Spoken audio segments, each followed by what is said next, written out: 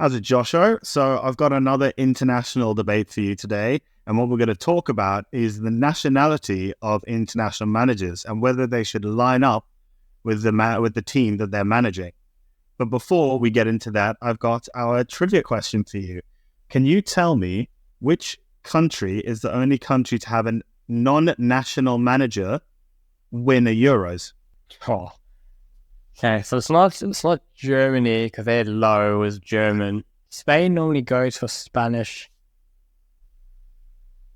Italy. Was it Italy? No, it wasn't Italy. That's a really good shout, but it wasn't Italy. It was Greece in 2004, and a German manager as their manager. But I think Italy is a very good shout, and I might have to double check my research on it. But going into it, so obviously we've just had the first German manager get hired as England national manager, so that's going to be a very interesting period of time. But obviously the backlash has been, how dare you hire a non-English manager for the English role? And it kind of rose up in me that it's not something that's been put down in stone, but it's something that seems to happen a lot for the European nations where they have a national manager who is from their nation. And do you think this is something that FIFA should look at doing, forcing international managers to be from their nation?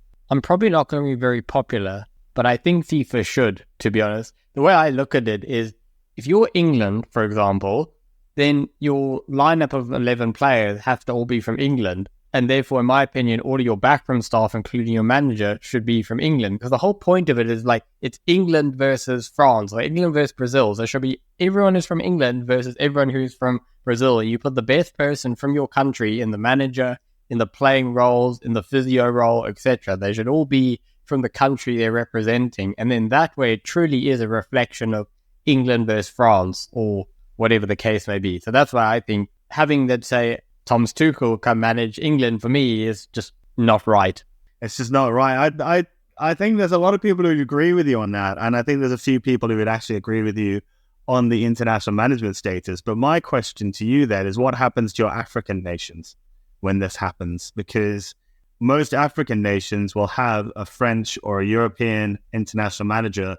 Because let's be entirely honest, Zambia's best player was Patson Daka, and he played for Leicester, Like, South Africa's best player was Benny McCarthy, and he's done very little as a manager and a coach.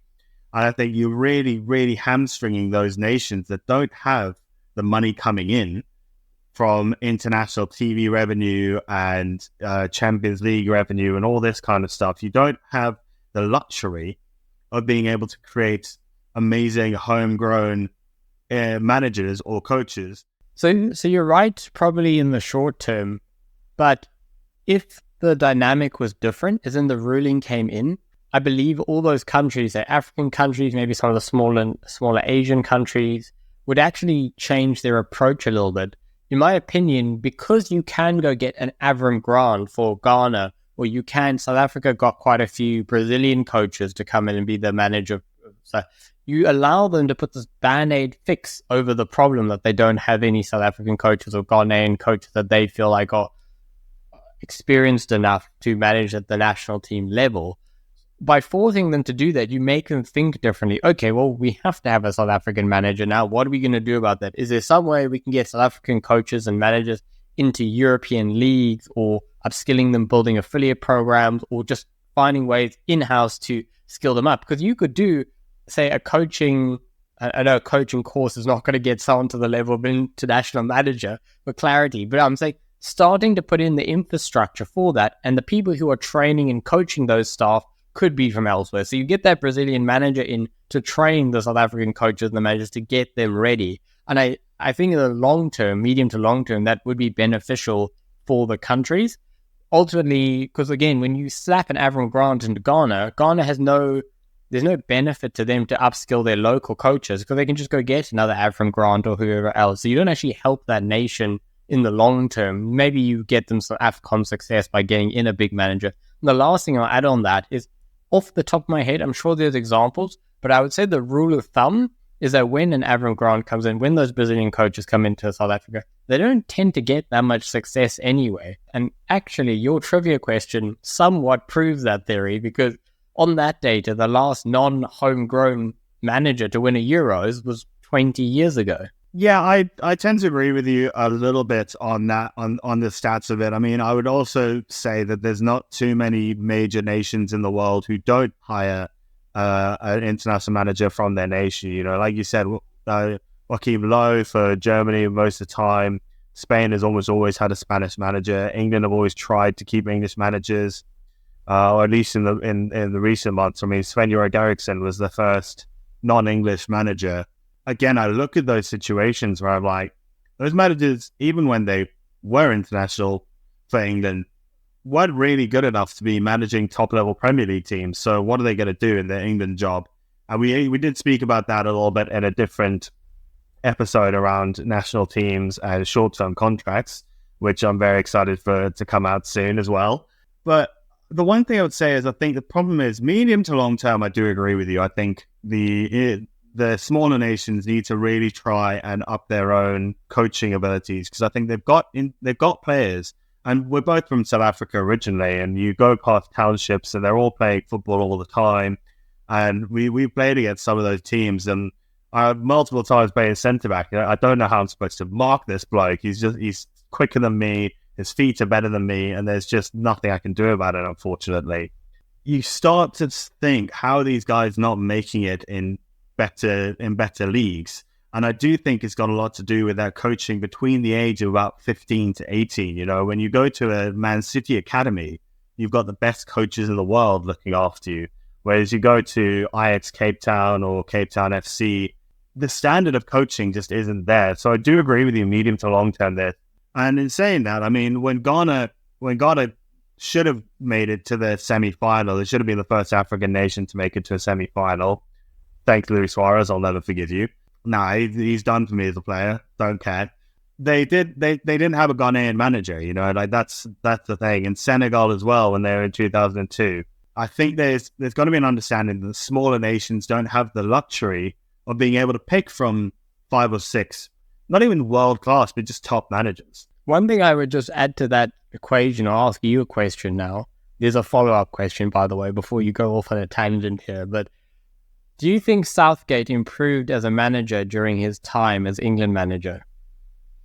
That's a very good question. That's a whole podcast in of itself.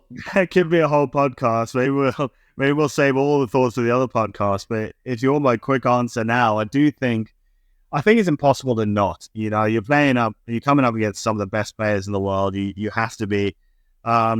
And his results did show it, you know. I mean, his first couple of tournaments, he got far, but he didn't. And then he got to finals, he got to penalties in finals. But it's also tournament football, and I think there's an understanding that tournament football is different to league style football. And to be a good tournament manager doesn't mean that you're a great overall manager. You know, Erik ten Hag's recent stint at Man United is probably a good example of that, being a tournament manager. For sure. So my follow-up point in question was that when you give these managers time, even the coaching staff in the background, that's when they get to play against and manage teams who play against better opposition. Because your whole point was, if you're from Zimbabwe or Angola or whatever, the competition only gets you to a certain level within the country. But if you make them international manager, and now even on an African continent level, they're playing against your Nigerias, Egypts, and countries like that, those coaches and managers, they're probably going to make mistakes.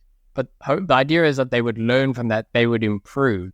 So you take that opportunity away from your coaches and your staff, and you don't allow them to join the setup because you just fill it with international options instead. Now, it's a very hard chicken and egg scenario, because it's like, well, we need to win, so we need to hire internationals. But when you do that, like I said, you stint the growth of your sort of local coaches and managers or whatever. So then 5-10 years later, you go, oh, well, we have to go get more international guys because the local guys aren't trained.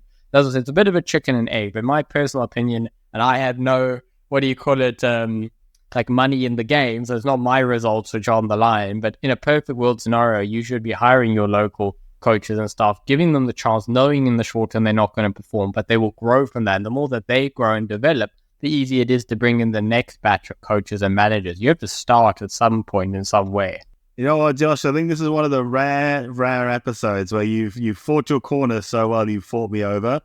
I think I started this episode going, surely not. You can't restrict it like that. And you've made too many good points for me to look over to say that I don't agree with you. So I do think it would be interesting to see FIFA introduce this rule. I would like to see that it would have a positive effect overall. I think it would. So you fought me over. You've won on this one. Get in.